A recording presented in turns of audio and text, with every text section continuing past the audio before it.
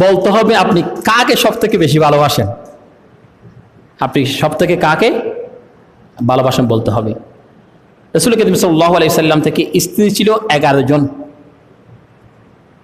আয়েশা, খদিজা, উম্মে কুলসুম, এরকম 11 জন স্ত্রী আমাদের মাগণ ছিলেন।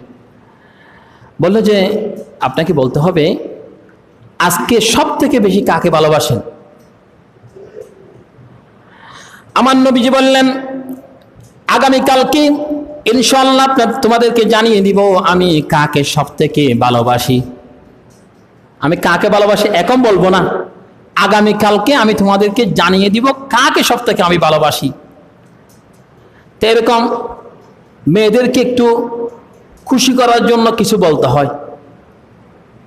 3 জায়গায় কিছু কথা বলার জন্য বলেছেন, হাদিস শরীফে এরকম এসেছে। বলছে কিছু কিছু জায়গায় মেয়েদেরকে খুশি করার জন্য অনেক কিছু বলতে হয়।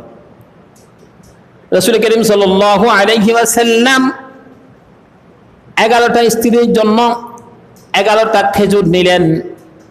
11টা খেজুর নেওয়ার পরে প্রত্যেকজনকে এক একটা করে করে রাতের বেলা গিয়ে আয়েশা রে আমি তোমাকে একটা খেজুর দিলাম আর তোমাকে আমি বেশি সব থেকে ভালোবাসি। আবার উম্মে কুলসুমের কাছে গিয়ে বলল উম্মে কুলসুম রে আমি তোমাকে সব থেকে ভালোবাসি। উম্মে হাবিবার কাছে গিয়ে বলল উম্মে হাবিবা আমি তোমাকে সব থেকে ভালোবাসি। 11টা স্ত্রীর কাছে সকলের কাছে গিয়ে বলল আমি তোমাকে ভালোবাসি, তোমাকে ভালোবাসি। এভাবে করে করে সমস্ত স্ত্রীর কাছ থেকে বিদায় নিয়ে গেলেন। সকালবেলা যখন হলো তখন আম্মা জান আয়েশা রাদিয়াল্লাহু তাআলা আনহা বলল এখন কাকে ভালোবাসেন বলতে হবে। রাসূল করিম সাল্লাল্লাহু আলাইহি সাল্লাম বলছেন আগামীকালকে আমি যাকে যাকে খেজুর দিছি আমি তাকে তাকে সব থেকে বেশি ভালোবাসি। সুবহানাল্লাহ।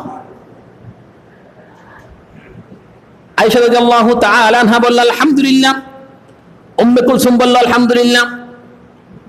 উম্মে সালমা বলল আলহামদুলিল্লাহ।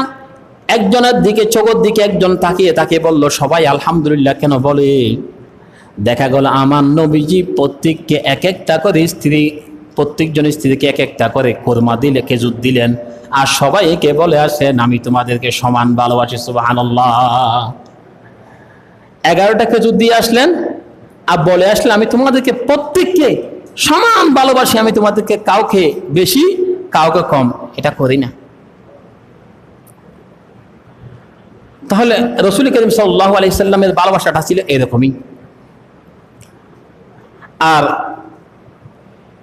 একটি কথা হচ্ছে মানুষকে যে জিনিসগুলো দেওয়া হয়েছে